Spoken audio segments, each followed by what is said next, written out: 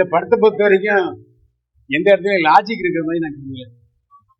முழுக்க முழுக்க கற்பனை. இல்லை எனக்கு ஒரு சந்தோஷம் தான், ஒரு இடத்துல பெருந்தலைவர் காமராஜர் படத்தையும் காமிச்சிருப்பாங்க. அதை நீங்க கவனிச்சீங்களா இல்லையான்னு தெரியல, நான் கூர்மையாக கவனிச்சேன். அது மட்டும் இல்லை, கடைசியில் போட்ட வாசகம் நல்லா இருந்தது. ஆனால் எடுப்புல இப்படி ஒரு என்கவுண்டர் பண்ணுறது, அந்த இன்ஸ்பெக்டர் எப்படி திரும்பினாருங்கிறது எனக்கு எந்த இடத்துலையும் ஒரு மனசில் பதியலைங்கிறது தான். அது மட்டும் இல்லை, இந்த படத்தில் ஜாதி தான் சொல்லியிருக்காங்க. அது அவர் மறுத்தாரா இல்லையான்றது எனக்கு அப்படி தான் பட்டுது. இதில் சாதியை பற்றி சொல்லியிருக்காரு. ஆனால் ஒரு மாவட்ட செயலர் நடக்கும்போது வெட்டி கொல்லப்படுறாரு. அது எனக்கு ஈஆர் கிருஷ்ணன் படுகொலை ஞாபகப்படுத்து. திமுகவில் ஒரு மாவட்ட செயலர் அப்படி படுகொலை செய்யப்பட்டார். அந்த சம்பவத்தை அவர் சொன்னது அவர் சரியாக அது லிங்க் பண்ணுற மாதிரி அவர் சொல்லலை.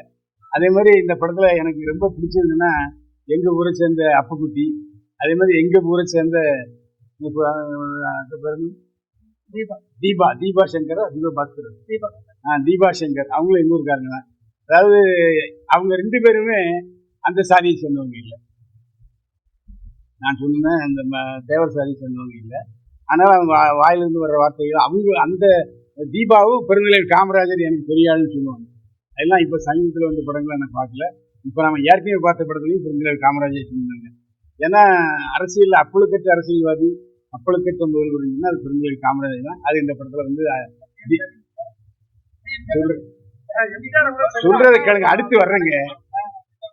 ஆரம்பத்துல ஒரு பெருந்தலைவர் காமராஜர், அதுக்கப்புறம் நீ பாத்தீங்கன்னா மக்கள் வந்து என் திமுகவிலேயே விமர்சிக்க முடியாத அளவுக்கு இன்றைக்கு மனதில் நினைஞ்சிருக்காரு முதல்வர் எம்ஜிஆர், புரட்சித் எம்ஜிஆர். அதுல எந்த சந்தேகமே இல்லை. இன்னைக்கு மு.க. ஸ்டாலின் அவர்களுடைய விழாக்கள்ல கூட புரட்சித் எம்ஜிஆருடைய படங்கள் போடுறாங்க, பாட்டு போடுறாங்க. இல்ல அது அவருடைய விருதார், அது அவருடைய கருத்து.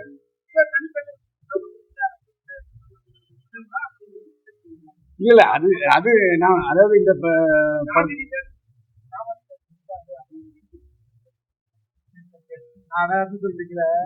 ஆமா ஆமா